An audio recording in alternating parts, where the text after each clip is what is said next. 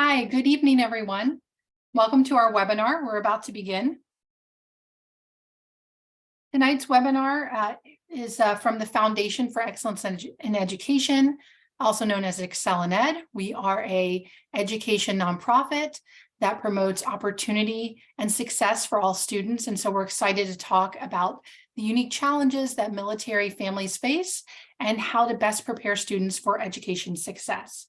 I'm Cassie Elakis. I'm the Family Engagement Director at Excel in Ed. And I wanted to share that we are broadcasting live also on Facebook. I've dropped the link into the chat, and we really hope that you will share this webinar on your Facebook page and with your friends. If you'd like to ask one of our panelists a question, we have a Q&A feature on this webinar. Please feel free to drop it at any time during the presentation, during the webinar, and we'll be happy to answer it at the end during our Q&A session. So we have some really incredible panelists, and I'm so excited to share them with you today. So we have from the Military Child Education Coalition, Terry Whidden. We have Jessica Saum, who is the 2022 Arkansas State Teacher of the Year. She's also a military spouse. We have Rachel Darrow, who is a veteran, U.S. Navy veteran and military spouse based in Jacksonville, Florida. We have Quan Graham, who is the Director of Community Engagement for Parents for Educational Freedom in North Carolina. So 4 amazing speakers, and we're so excited to bring them to you today and to have a great discussion.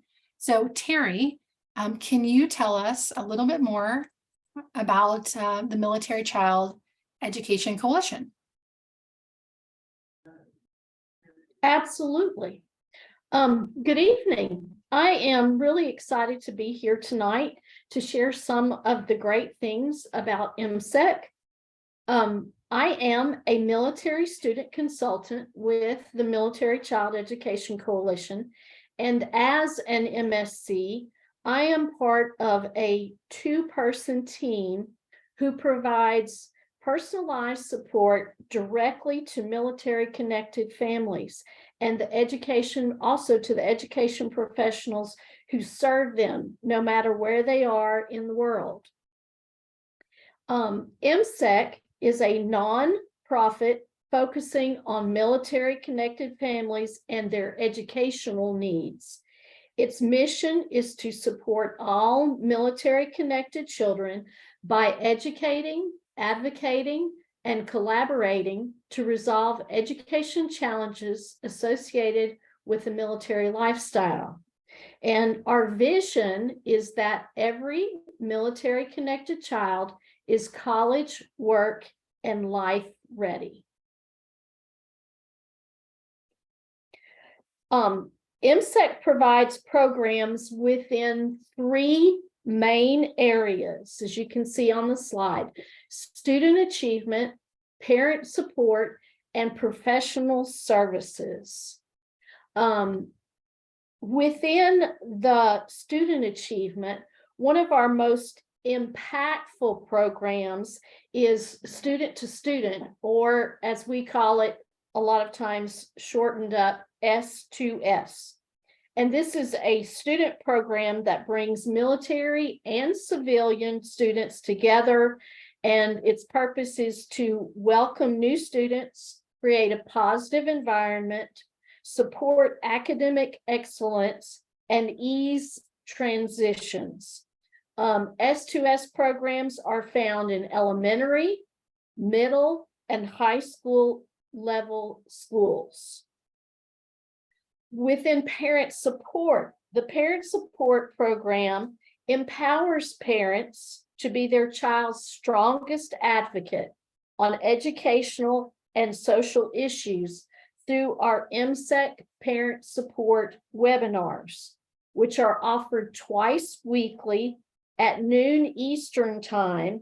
And these cover a multitude of educational, social, and emotional issues relevant to military-connected families. And then in the area of professional services, MSEC believes it is important for professionals to know how to identify and respond to the complex needs of military-connected children. And so MSEC is there to train professionals and give them the skills to address these unique challenges. Next slide. Three more programs that MSEC uses to serve and assist military-connected families are the MSC program, or the Military Student Consultant. And that is my program, and that's what I described earlier. If you have questions, you can reach out to us by emailing msc@militarychild.org or by calling 254-953-1923. And instead of entering the 1146 extension that is shown on the slide, the updated extensions are 1148 or 1150. And those will connect you directly to me or to my counterpart as an MSC, and his name is Mark Patton. Also, we have community coordinators. Community coordinators serve as the liaison to the local and regional military-connected community. Each coordinator engages parents, educators, school liaisons, business and civil leaders, and other stakeholders to share MSEC resources and programs.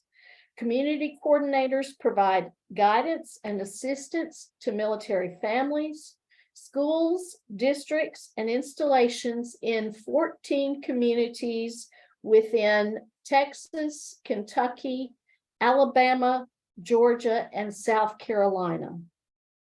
And finally, on this slide, our MSEC podcast. The MSEC podcast is a weekly broadcast that shares real stories and useful resources about real life topics in an easy to digest 20-minute format. They run about 23 minutes each.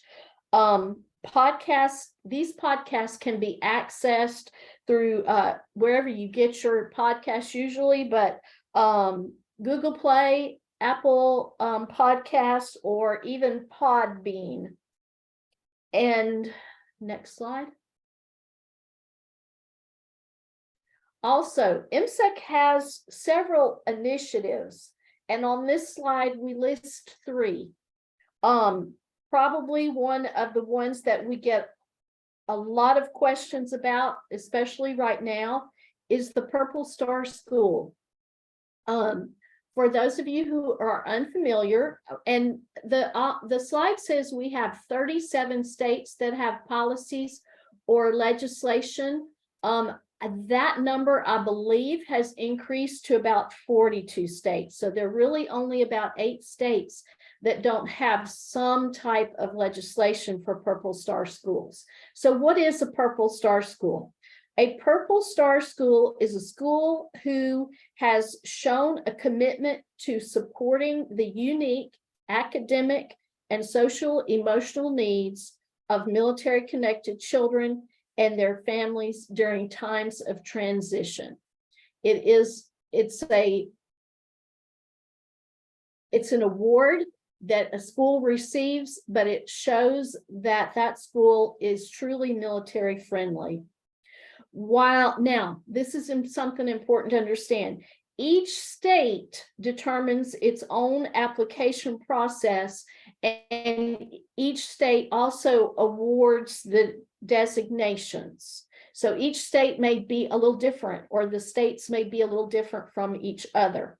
But MSEC is a comprehensive source of resources, training, and support to schools that are pursuing the award or have been newly awarded.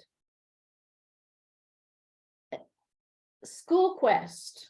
SchoolQuest is a free, interactive digital tool. In other words, you can go to it on the internet at schoolquest.org, and it is specially designed to support highly mobile military families and students with academic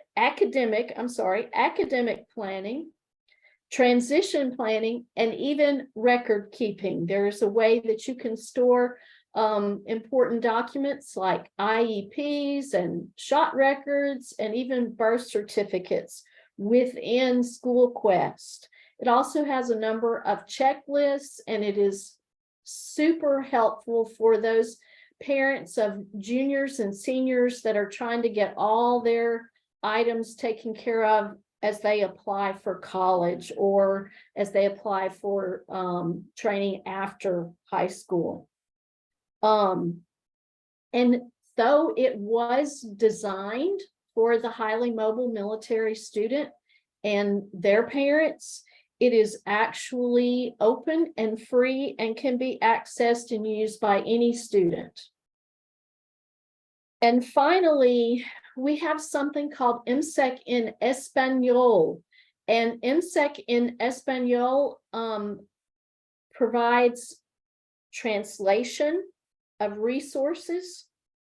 They deliver workshops, and they provide interpretation services for the MSc program.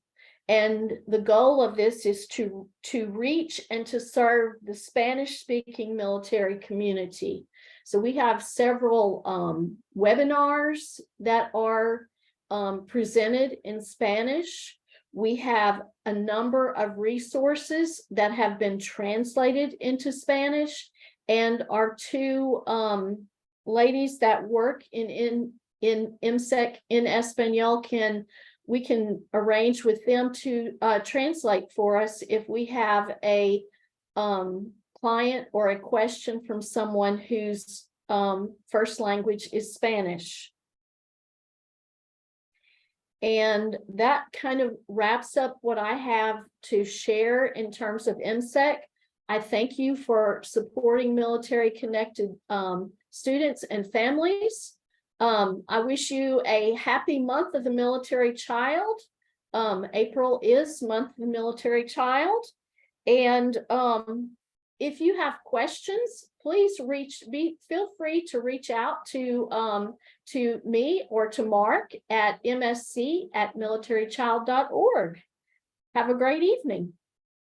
Terry, thank you so much. We really appreciate MSEC's partnership, and we've had the pleasure of working with the Military Child Education Coalition in the past, especially about education opportunity. So thank you. Terry will be with us for the question and answer. So if you have any questions, please drop them in the chat. And now I want to turn it over to Jessica, and I want to brag on her for just a second. Not only is she a military spouse and very passionate about helping students who are from military families, she's also the 2022 Arkansas State Teacher of the Year. She's been to the White House to talk about education. So we're really honored to have her tonight. And she has some wonderful tips and advice for families who are looking, who are in transition and who are in the military and want to do the best they can for their kids. So Jessica, let me kick it off to you. Awesome. Thank you so much. I'm really so happy to be here tonight. This is something I'm so passionate about as a mom, as a military spouse, as a friend to so many military families, and of course, as an educator. And so one of the biggest things we think about when moving is all of the things we have to prepare for that PCS, for that change of duty station.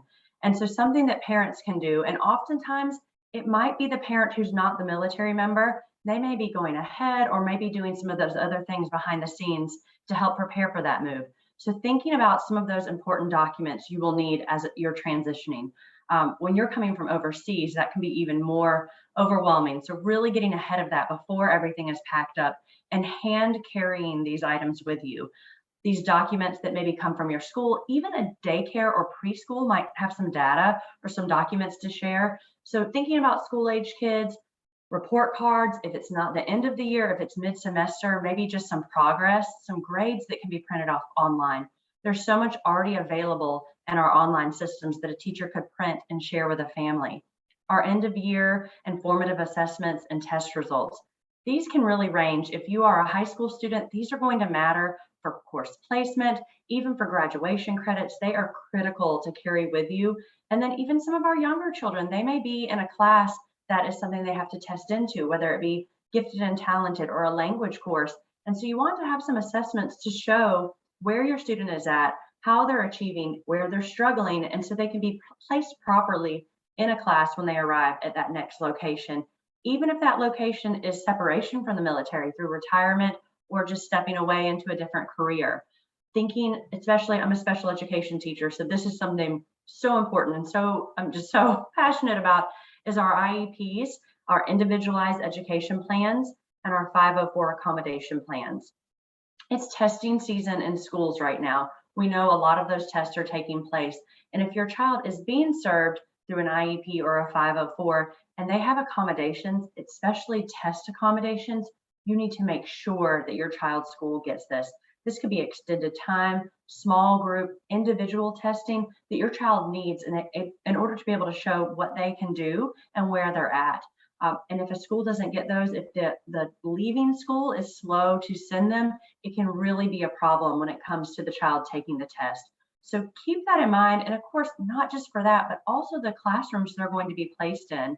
I think that when a parent can show up with that paperwork, maybe explain to the district or the school what type of setting their child was served in, what the goals they were working on were, they can be placed appropriately from the start. I know as a special education teacher, sometimes I get an email with an IEP from another state, another district, and it doesn't always align to the type of setting or services that maybe my school or classroom provided. And so for the parent to be able to have that and show it and explain it makes that transition so much easier. And then of course, health forms, physicals, which can be important for athletics, and immunization records. That could also be a waiver form. So keeping in mind that anything that is relevant to your child's schooling, whether that's athletic, academic, or these health records, carry in hand to that next duty station. If you're arriving early, maybe going before the military member, sometimes some states allow you to enroll early with orders. So knowing that you may be able to get your child placed in that class, at high school in a class, competitive class that maybe there's a limited amount of space, or just in the regular elementary setting. So those are just really important to have with you. And then the differences. We know that every state, sometimes every district within a state is going to be different. And so one thing I think that's really helpful is becoming aware with the state you're leaving and the state you're going to, some of their academic standards, what those are going to be grade level and how they compare to where you're coming from to where you're going. I know in Arkansas, we have on our Arkansas Department of Education webpage, we have those standards. They even have something they called the DESE, our division's playbook, and it shows what every student should know by the end of a certain grade. I think that is so helpful to be able to look ahead and know, okay, well, we're going into third grade and we did not finish some of these second grade standards. What do I need to do in order to have my child ready to be successful and feel comfortable and confident already in a difficult situation? So preparing them to go into that school year, and maybe they're advanced, maybe they've already covered some of those topics, and letting the teacher know that. I think that communication between families and educators is so important. Don't be afraid to tell your school, hey, we know that you guys are working on this year. We didn't cover this last year, or we already have covered this. So my child may be confident in this. It could be an area they shine in a way they can connect with their class, be a leader within the class, which can make that transition a little bit easier. So look at those standards, understand where your child is at, and then what is going to be expected of them for that next school year or that next state. The assessments and testing, sometimes these can vary per state. And so just knowing, again, being comfortable with what your child was doing so you can advocate on their behalf for what school they're going into. And really, the graduation requirements are so important. I'm going to talk in a minute about MIC3, which is the Military Interstate Children's Compact Commission, but graduation requirements do vary per state. And sometimes you can utilize MIC3 in order to advocate and work on your behalf to have those requirements transfer. And so if I'm in Arkansas and I've taken Arkansas history, I'm moving my senior year to Texas and they require their state history. Can we count that state history I already took so I'm still able to graduate on time with my peers? We don't ever want a parent's service to negatively impact their child's education. There's already a lot of sacrifices being made. And so there are people that can advocate and work on your behalf for those graduation requirements. And then these early literacy policies. Literacy is a huge topic in our nation right now, as it should be. And we know that there are not enough children reading on grade level. There's a lot of states paying attention to this and doing a lot of work to get our children where they need to be to read. Some states have adopted the science of reading. Arkansas is one of those. Not every state is on board with that yet. And so how reading is being taught it could be very different where you're at to where you're going. And if you're leaving a state who's doing that and going to a state that teaches a different way, being aware of that. You don't want to have to provide extra tutoring and all of that on your own expense, but there are some states providing intensive intervention for students, whether that be through tutoring, literacy programs within the school. There are options, and we need our students reading. That's another thing that I'm extremely passionate about. It is something that every child deserves and every child needs. And so really look at what your state is doing. Become comfortable in understanding those policies and what you will need to do so that your child can be successful. And again, we talked about some of the health and vaccination policies. If you have a waiver for a certain vaccination, make sure you bring that paperwork, connect with your primary care provider on or off base before you leave so you have that documentation. And then our school start dates. In Arkansas, it's August 1st. My daughter was born July 31st, so she made that cutoff very closely. But that is going to, again, vary state by state. Some states are going to be middle of August or even end of August, beginning of September. But where you are at when you move to that state when kindergarten is beginning is the grade that you're going to go into. So if you have started maybe in a different state when the days were different, if you're already in the school system, typically that's not a problem. But beginning kindergarten, you will need to make sure you're there by that start date. And that's typically for public schools. Private schools may have different options. And so also look into that. That may be a better opportunity for your family. If that's something that you need to do, if your child is ready to start school, you may consider a private school or another educational opportunity. And finding the best educational fit for your child. That's the perfect transition into this discussion. Terry mentioned earlier the Purple Star schools. That is a great way to know that your school is committed to serving your military families. I've been through the training here in our state. Every state does have a different process, but schools, someone from that school is attending that training, and schools are just really learning to support and care for military students who have a different set of needs, a unique set of needs. And so look for that. If your state offers that or provides that. I've seen a lot this week coming out from different Department of Educations showing where they've added more Purple Star schools. And I think that's really exciting to see how school communities and areas are really rallying behind these military families to support them and learn about the resources provided by MIC3, that Military Interstate Children's Compact Commission. I really did not know a lot about it until probably 2 years ago when I started connecting with our state coordinator. And there is so much they can do to help provide for you as you're moving, as you're transitioning, both academically, socially, and athletics. For example, and all states are a part of this compact. But if your child has moved here and they've already had football tryouts, and your child was playing football at their prior school, they are entitled to be able to try out for that team. They're not guaranteed to make the team, but they are guaranteed to at least have an opportunity to try out and show their skill. So really reach out, become familiar with this, check out their webpage, the resources they're on Facebook, on Twitter as well. So look for the resources provided there. And a lot of those should be listed on your school district's website. Some of those websites can give a key to how they support military families. Do they have a Purple Star designation? Do they talk about whoever is the person that's the contact for the district for our military families? Those websites can provide a lot of information. Look at, for your public charter schools, public charters, the private schools, see what is available. Some states provide vouchers, or Arkansas calls them educational freedom accounts. The public charter schools, there's a lot of options out there to meet your child's needs. And every child is different. We know that every child is going to need something special in order to be successful, whether, again, academics, socially, or athletics. You have to meet their needs. So make sure you look at those options.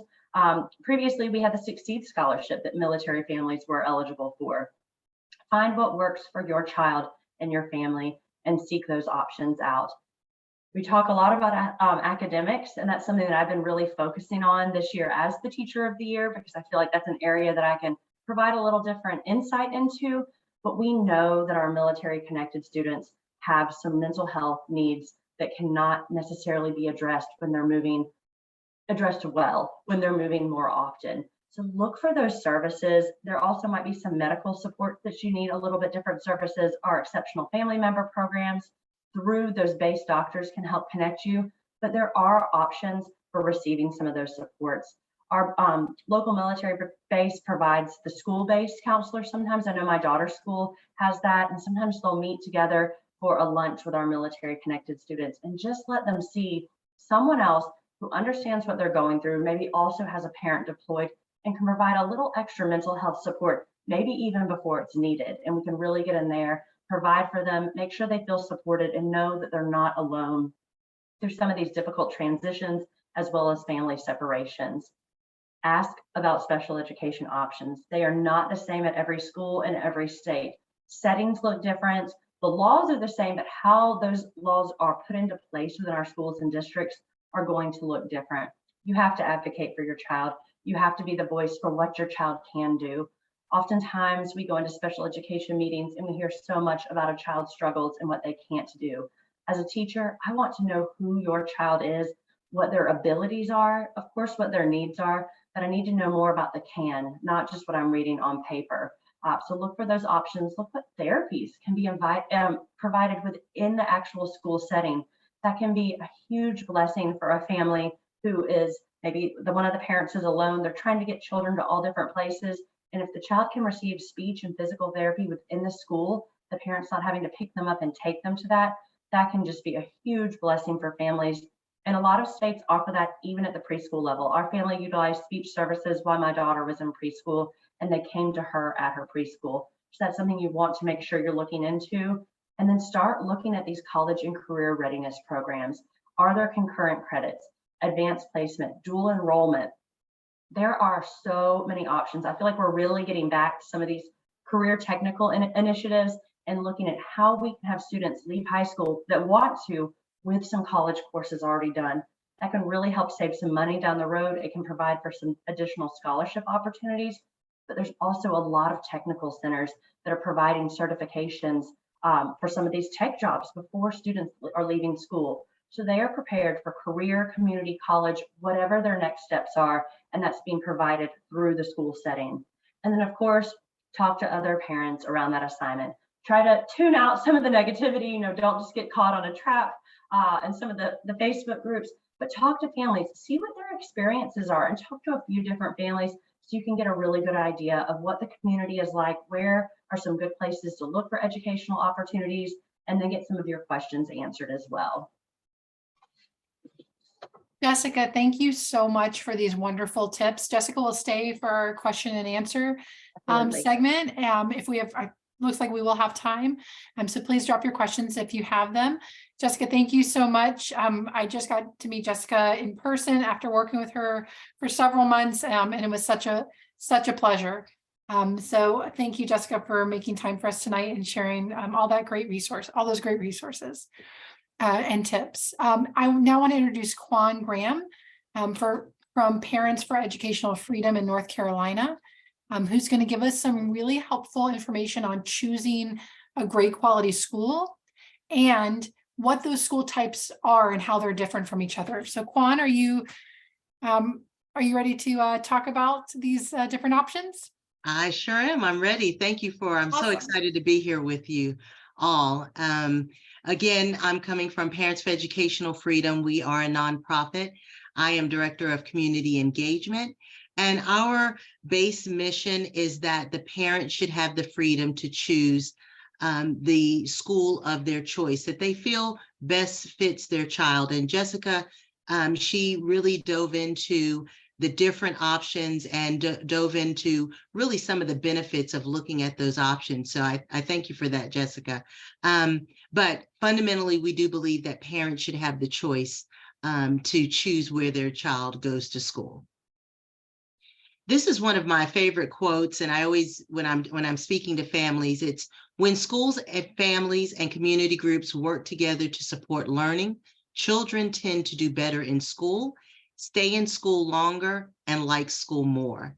And so I am a military I won't say brat, child of my father was in the military. So we moved every 2 to 3 years. So this type of transition, you do need community groups and organizations, just like on this panel discussion here, and just the support of other families that make that transition go smoother.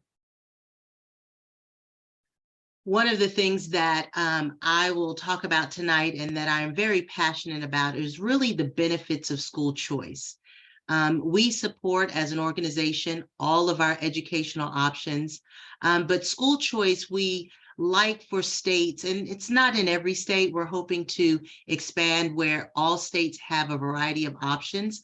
But as you transition as a family, military family, to these different states, as Jessica stated, you do want to look at your school choice options. One of the benefits is that that education can be tailor-made for your student, for your child. School choice strengthens communities because it becomes a place where families can choose options and collaborate together. And so that's one of the benefits of school choice. We also know that children learn differently, especially if you're transitioning from elementary to middle school or transitioning to high school.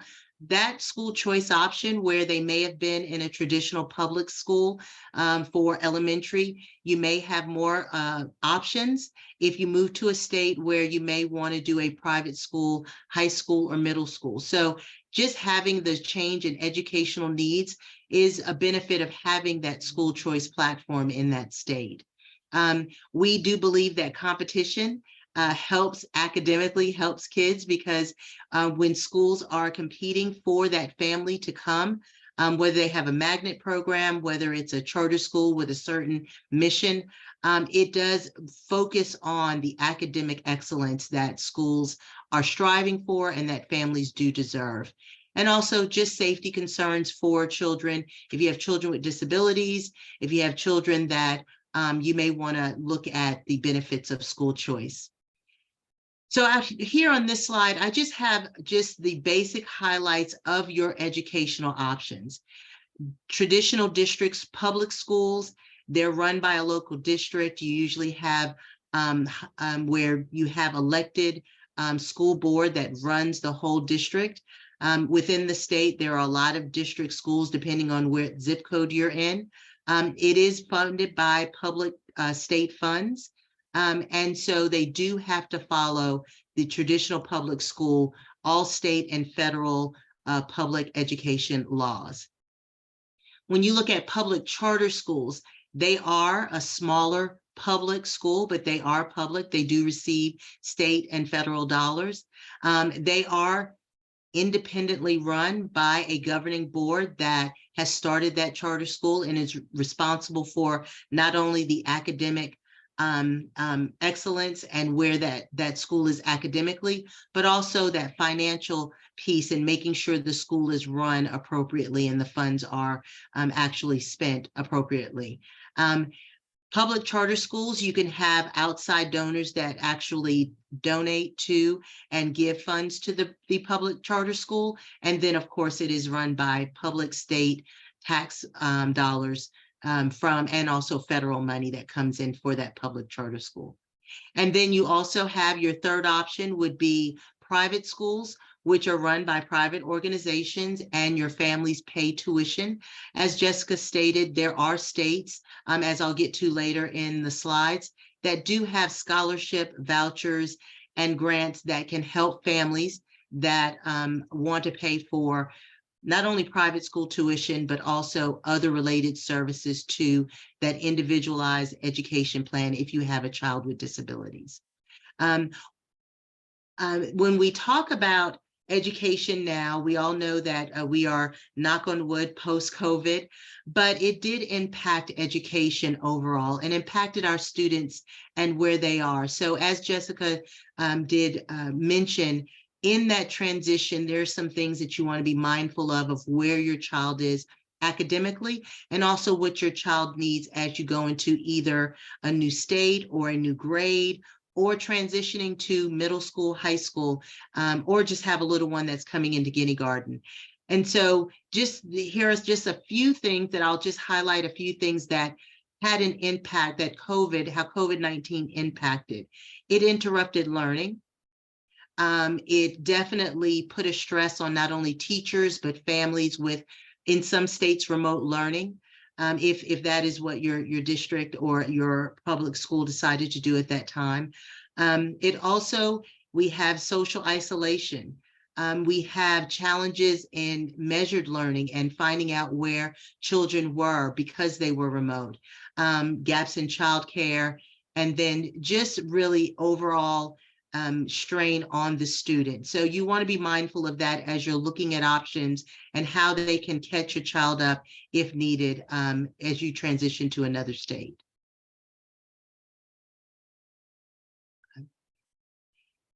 I have here just some questions when choosing a school that I felt were helpful in looking at if this school is welcoming, if it meets my child's academic needs, if it meets my child's social emotional needs, and really does it have a culture that our family wants our child to be in. And that also goes back to the benefits of not only school choice, but your different options. These questions can be used in whatever option that you choose, whether it's public charter, again, your traditional public, and also your private schools. Here are just a few of those questions. You want to know what that school's philosophy or vision is. You may have a STEM school that is more in the STEM field.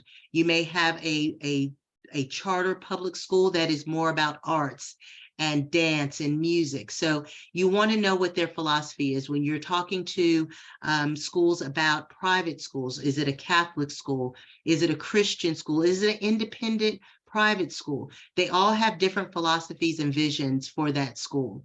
You also want to know what academic programs are within that school. As Jessica spoke about, especially in high school, do they have an IB program? Do they have an honors program?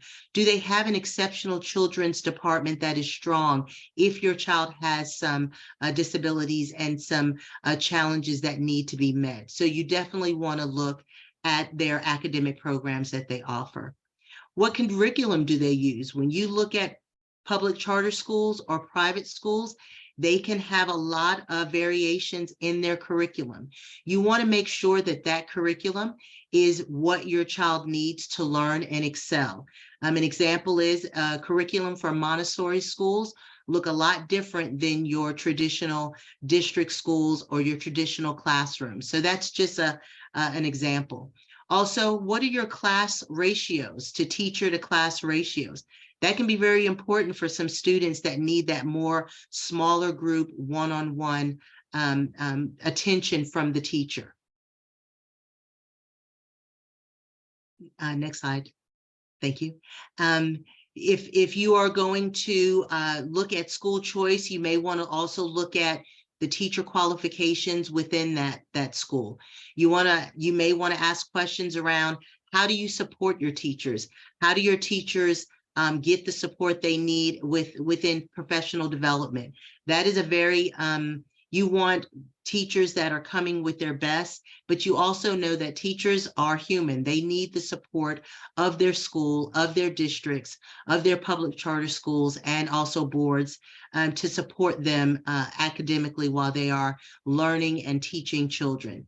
Again, I mentioned children with disabilities. You want to ask, what is their exceptional children's department look like? Do they have certified leaders in those areas?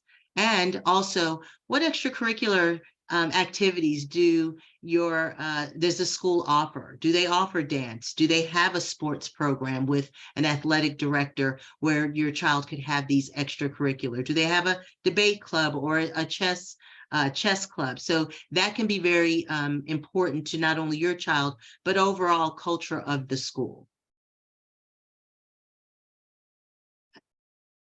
And then I just have my information here. If you have any questions, I am based in North Carolina. And so if you're going to Fort Bragg, I work with a lot of military families here in North Carolina through those that are stationed on Fort Bragg in the Fayetteville, Cumberland County area. So I'll be happy to help if that's needed.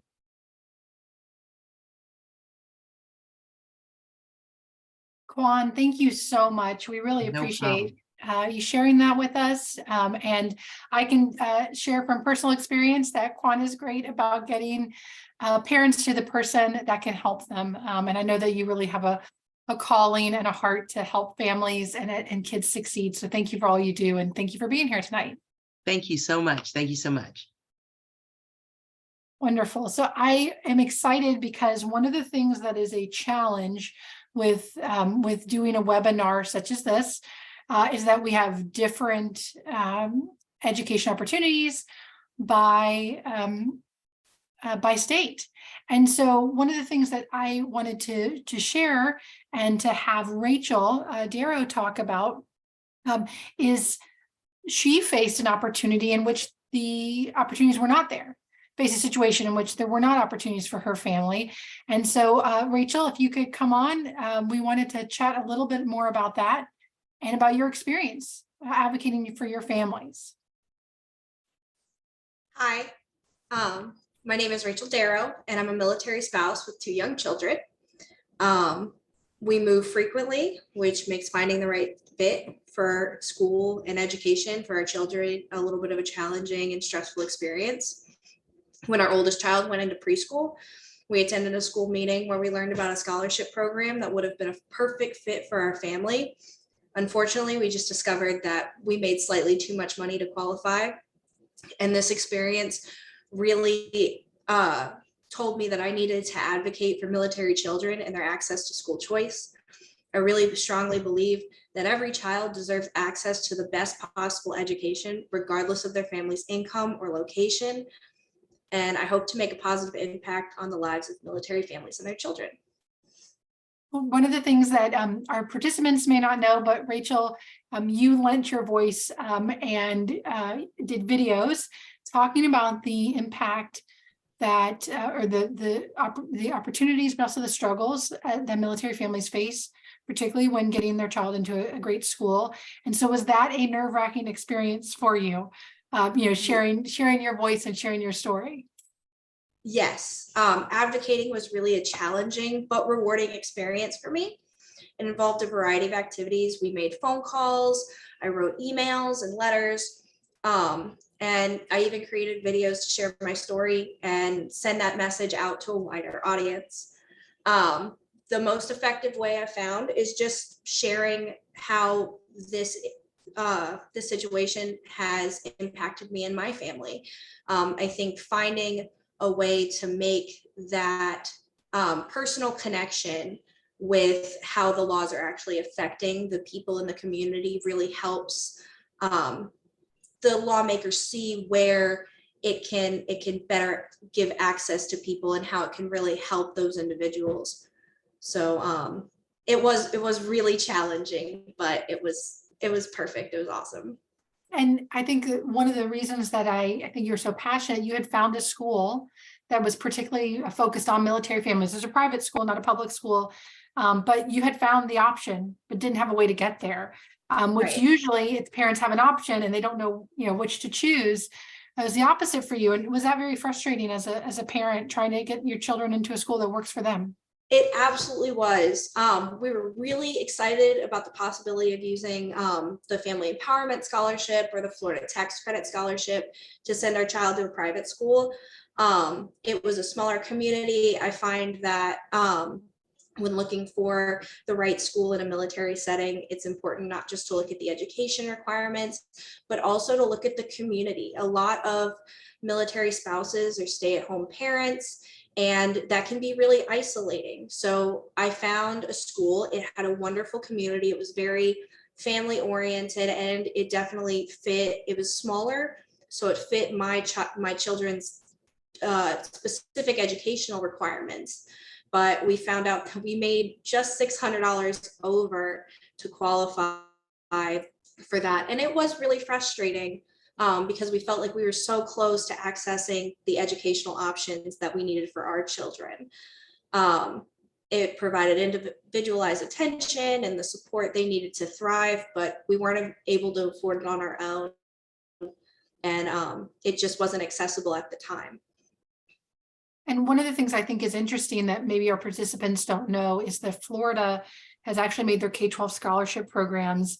Military families are automatically eligible whenever they apply, whenever they come to Florida or get their orders, and they do not have to wait wait to application season to be able to apply. And I know that that was important to you. And I didn't know if you wanted to share anything about just seeing the work that you did, that other military families did, and sharing their support for those programs. I am so proud that our advocacy helped to expand access to those scholarships. It was really significant, and it shows that parents and advocates, when we come together to fight for what we believe in, we really can do it. And I think that we should,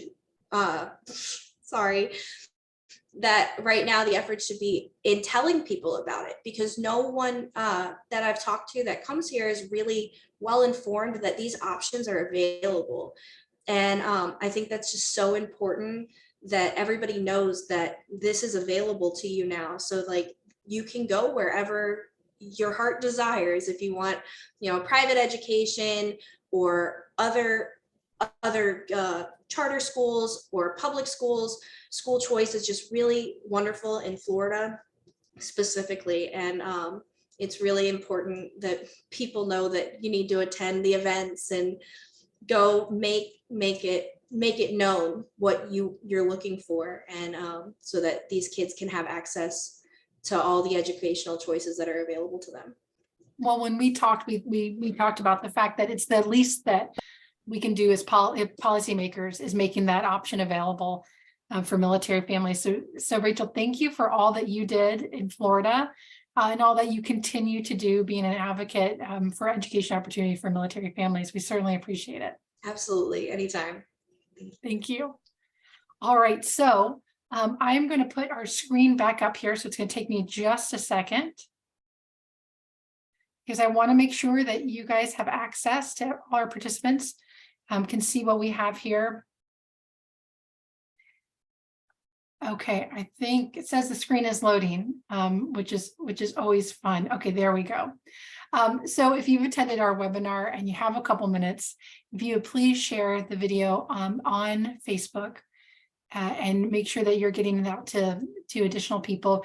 You can answer, drop a question and answer a question in the Q&A box, or you can post it on the Facebook live video feed, and we are happy to answer that. And if we don't know the information, to get you to the right person. So that is our webinar tonight. I did want to talk about a couple resources that we always get questions. Okay, hold on. We have one question and I forgot to ask it. We got it earlier today. And that is the webinar being recorded? And the answer to that is yes, the webinar is being recorded. And will it be available? And the answer is yes. So we will share this webinar recording. We're going to make it a YouTube link and share that out to every person who registered. So if you're just jumping on here at the tail end, you can, of course, you'll get the recording, and you can always reach out to us and ask a question if you have one. So a couple of the resources that I wanted to share very briefly, and then then I think we're going to end at least on time. So the resources, a couple that I wanted to talk to, and I'm dropping them in the chat right now for anybody that wants to get to them. Let's see. So the number one question that we've received in the past when we've done this, that we've received tonight, is about education options. And so our friends at EdChoice, and I've dropped the link into the chat. And if you're watching on Facebook, you'll be able to see these links. I'll drop them there too. But EdChoice has a great school choice in America navigator that has lots of helpful information by state to see what programs there are. Are there charter schools in your area? Is there open enrollment, meaning you can cross district or school zone lines to get your child into a school that works for them? Is there a K-12 scholarship program in your state? So it varies by state, which I know can be really tough for military families. It sure is for the military members of my own family. And I've been able to direct them to this EdChoice website and a couple others I'm going to talk about. It's been very, very helpful. So another one I've dropped in here in the chat is schoolhoop.org. So in Florida and Texas, and I think a couple other states coming soon, you can actually put in your address and find schools, private, public charter, tutoring centers. You can find things close to your home or your place of work. Let's say if you put in that address. And that's always incredibly helpful for families to see what options are available to them. So those are two great options, the EdChoice, you can see that in the chat, and schoolahoop.org. But I also wanted to talk about credentials and college post-secondary pathways. Jessica talked a little bit about this, and it's so important. So in your state, whether it's the state you're living in currently as a military family, or the one that you're going to move to when you get your orders, is to look at what pathways are there for your child to be successful, both in post-secondary, both in high school, and then whether they're doing technical education or college. There's quite a few options, and the Pathways Matter, pathwaysmatter.org. It's an incredible site. It shows different pathways students can take to combine to create an option for them to be able to be successful. And that option may not include college, or may include some college. And it's really great to see what states are doing. And so you can look at your specific state and find out if they have pathways that are easy for students and their families to navigate so they can be successful. And the other site I wanted to mention was Credentials Matter. So you probably heard about industry credentials. This is something you can often earn in high school, or you can earn after you've graduated. So this is something both for your children, for them to be successful, and maybe the military spouse when you move and or maybe pursuing a different career option. So these credentials are important because they're not always aligned. So sometimes you'll have credentials that are offered by a school that don't match the actual needs of families. And so that can be very, very difficult. So for example, your school may offer an industry credential that no jobs need anymore. So one of the things on the credentialsmatter.org website is being able to look at those and seeing if your state has a mismatch or if it's well aligned. And then you have some confidence in the credentials that are offered at your child's school, or that might be offered from a community resource for you as an adult. And it can be really a helpful tool to figure out if those options are available and what you need to pursue them. So those are 4 great options. We haven't had any, oh, I do see a question. Okay. Oh, perfect. Yep, Heather, you've asked a question and about getting in contact with Rachel. I'll be happy to connect you guys. Thank you, Heather. I'm looking at our question. If you have one, you can drop it in. Alrighty, so we don't have any more questions, and that's okay. So we'll end, looks like on time, which is great. But if you have any additional questions, or you think of ones a couple weeks from now, even though April is month of the military child, you can always reach out to us. And if you're wanting to reach one of our panelists, I'm always, always, always happy to get you in touch with the right person. So thank you for joining our webinar. We're so excited to have you. And again, this will be available on Facebook Live, which it is right now, but it will also be available on YouTube, and we'll share that link with you so you can share with the military families in your life. Thank you so much for joining us tonight.